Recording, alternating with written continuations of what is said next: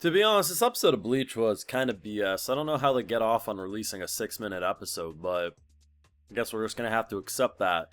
So, two big things happen in this episode, and both of which I have no idea where we go from.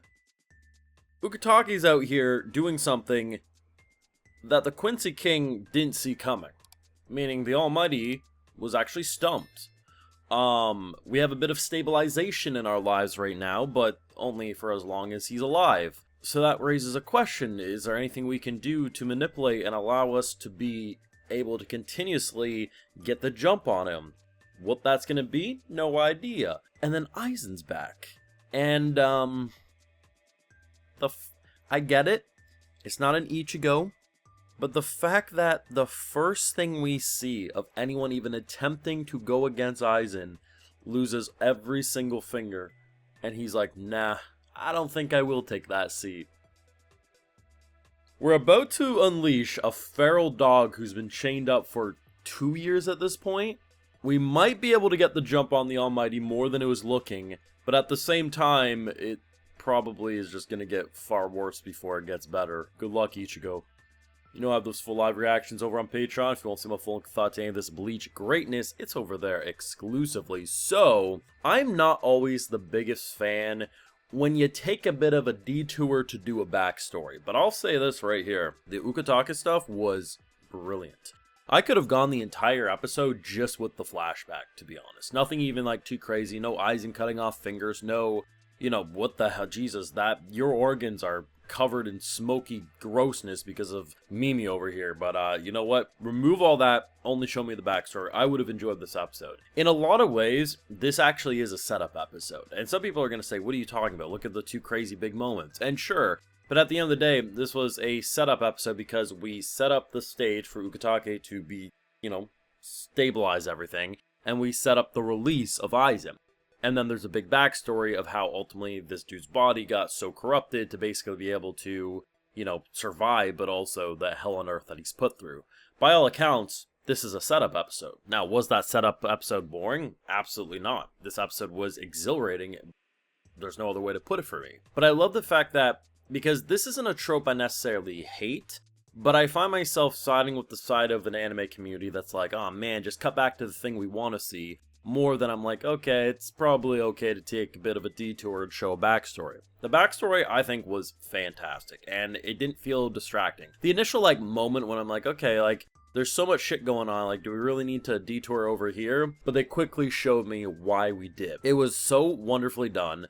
I mean, it just, the concept alone of, like, this child at current stage here, and just how every organ just is fighting against itself, and they pray desperately, and then through the tears of a mother and a son connecting, you get to talk to the God Fist, and then we see what happens after that. And it's so cool because there's so many like little moments that just like you can tell Ukitake was him. Like, he gets summoned and they're like, hey, you need to pick a vice captain. He's like, nah, I'm good.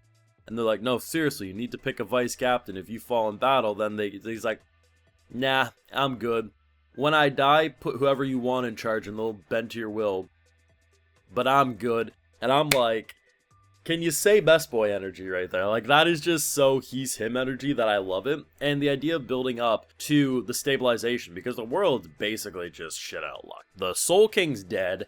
The apocalypse is coming. Ichigo, he ain't gonna be able to do shit for a little bit. I mean, he's pretty much going through the crisis of, goddamn, force against my will, but still, my hand was the reason that even happened to begin with. So where are we gonna go? And then he just erupts in this shadowy flame, pierces the sky, actually can see normal sky for the first time since this whole bullshit went down. And ultimately, he grabs both the top and the bottom of the Soul King, stabilizes it, and seemingly kind of like takes its place in terms of like, you know, keeping things going.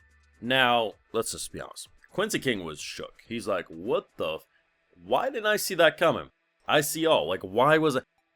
And I don't know if they can capitalize on him not being able to see that or figure out the exact way to do it, because I currently have no theories, to be honest. But whatever they decide to do, they better decide it fast, because the body's going to keep hitting the floor before this is all said and done. And all I'm hearing from the Bleach fandom is how much new content we've already seen in comparison to what happened in the manga. And there's going to be a lot of fleshing out, seemingly, if we still have, like, one core and 3/4 of a core left. Like, we still got a lot of Bleach left, which means there's a lot of opportunity for Ichigo and his pals to get done dirty.